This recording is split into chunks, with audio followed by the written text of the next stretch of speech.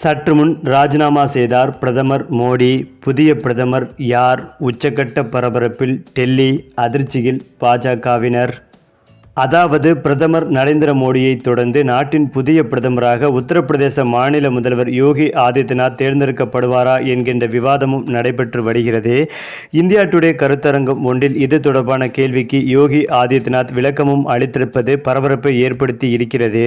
அந்த வகையில் பாஜகவில் 2014ஆம் ஆண்டு பின்னர் 75 வயதை எட்டிய மூத்த தலைவர்கள் பலருக்கும் அரசியலிலிருந்து கட்டாய ஓய்வுகள் அளிக்கப்பட்டது.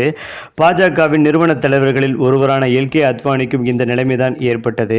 அயோத்தி ராமர் கோவில் இயக்கத்தை தீவிரமாக முன்னெடுத்த மூத்த தலைவரான முரளி மனோகர் ஜோஷி உள்ளிட்டோருக்கும் இந்த கதிதான் ஏற்பட்டது.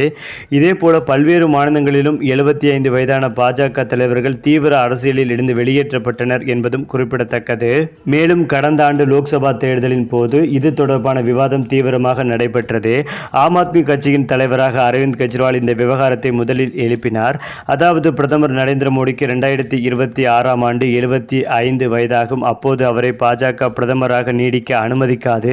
மத்தியில் பாஜகவை தேர்ந்தெடுத்தால் பிரதமர்கள் மாற்றப்படும் நிலைமைதான் உருவாகும் என பிரச்சாரம் செய்தார். அதேபோல் அரவிந்த் கெஜ்ரிவாலின் இந்த அதிரடி பிரச்சாரம் பாஜகவை கடுமையாக அதிர்ச்சிக்குள்ளாக்கியது. இதனால் பாஜக தலைவர்கள் அனைவரும் பிரதமர் மோடிக்கு மட்டும் 75 வயது கட்டாய ஓய்வில் இருந்து விலக்கு அளிப்போம் என இடைவிடாமல் பதிலளித்தனர். இந்த நிலையில் இந்தியா டுடே ஊடகம் கருத்தரங்கம் ஒன்றை நடத்தியது. இந்த கருத்தரங்கத்தில் உத்தரப்பிரதேச முதல்வர் யோகி ஆதித்யநாத் பங்கேற்றார்.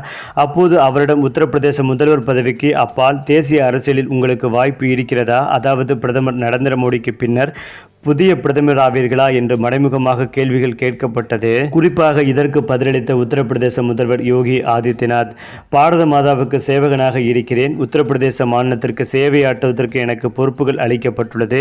அந்த கடமையை மட்டும்தான் நான் செய்து கொண்டிருக்கிறேன். நான் மீண்டும் என்னுடைய கோரக்பூருக்கு செல்ல வேண்டிய நிலைமை ஏற்பட்டால் யோகி தர்மத்தை முன்னெடுத்து செல்வேன். நான் பிற பதவிகளை விட கோரக்பூருக்கு திரும்பி செல்வதுதான் உற்சாகம் தரக்கூடியதாக இருக்கும் என்றும் பட்டும் படாமல் பதிலளித்தார் யோகி ஆதித்யநாத். மேலும் பிரதமர் நரேந்திர மோடிக்கு பாஜக அவருடைய 75வது வயதில் கட்டாய ஓய்வு அளிக்கும் முடிவை மேற்கொண்டால் புதிய பிரதமராக கூடிய பட்டியலில் யோகி ஆதித்யநாத், நிதின் கட்காரி, ராஜ்நாத் சிங், அமித்ஷா, சிவராஜ் சிங் சவுகான் உள்ளிட்டோரும் இடம்பெற்றிருக்கின்றனர்.